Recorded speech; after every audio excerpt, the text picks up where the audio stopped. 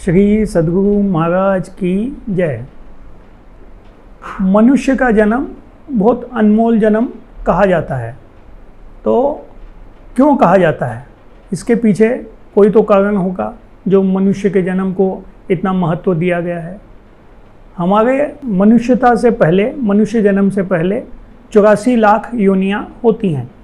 अब 84 लाख योनियों में 20 लाख योनि पहाड़ों में होती है, जिसका एक एक पहाड़ का हजारों हजारों वर्षों बाद विघटन होता है, टूटता है और पहाड़ मरता है और फिर वो जन्म लेता है। इस तरह से 20 लाख जन्म हमको पहाड़ों में रहना होता है।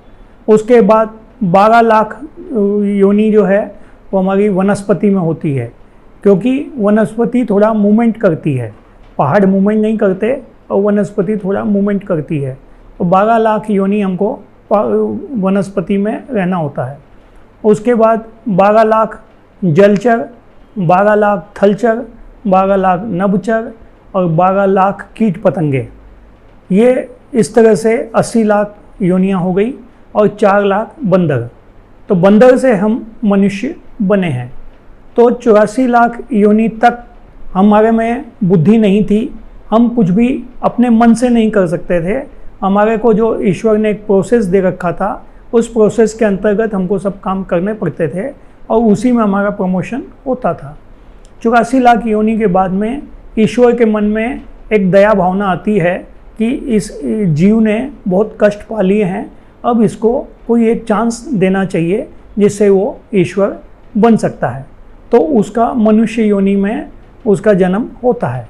आज एग्जाम्पल के लिए हमारे कंपनी में कोई मैनेजर है जो 20-25 साल से ईमानदारी से काम कर रहा है, तो हम भी क्या चाहते हैं कि इसको कुछ पार्टनरशिप दे दें या इसको डायरेक्टर बना दें, तो ये कंपनी का मालिक हो जाएगा और ज़्यादा अच्छे ढंग से ध्यान से काम करेगा।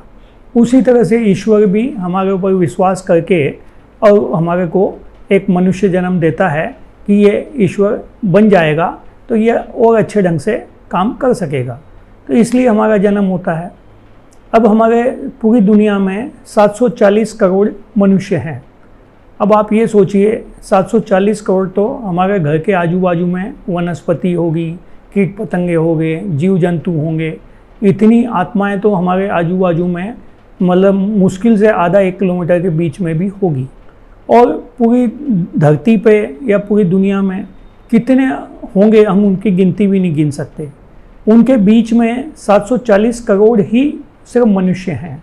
तो इसका मतलब हमको कितनी बड़ी अपॉर्चुनिटी मिली है कि हम मनुष्य बन गए हैं। अब मनुष्य बन के क्या हमको वही काम करना चाहिए जो जानवर लोग करते हैं, जो कीट पतंगे करते हैं, जो गलत काम करते हैं, वही काम हमको भी करना चाहिए। जब हमारे ऊपर ईश्वर ने इतना बड़ा विश्वास किया तो उसके बाद भी हमको वही काम करना चाहिए क्या? नहीं, हमको वो काम करना चाहिए जिसमें हम ईश्वर बन सकते हैं। तो ईश्वर बनने का जो तरीका है वो ध्यान का तरीका है। ध्यान करने से आदमी ईश्वर बन जाता है। जैसे गौतम बुद्ध बन गए, महावीर भगवान बन गए, हमारे महर्षि मेही जी बन गए, हमारे संत सेवी जी महाराज बन गए, तो वो सब ध्यान के तरीके से बन गए। उसी प्रकार से हमारा भी मनुष्य जन्म हो गया है और हम किसी सद्गुरु के शरण में जाएं और उनसे ज्ञान ध्यान करना सीखें तो हमारा ये जन्म भी अच्छा होगा और इस जन्म के कर्मों की वजह से हमारे अगले जन्म भी अच्छे होंगे और एक न एक दिन हम ईश्वर बन जाएंगे। श्री सद्गुरु महाराज की जय।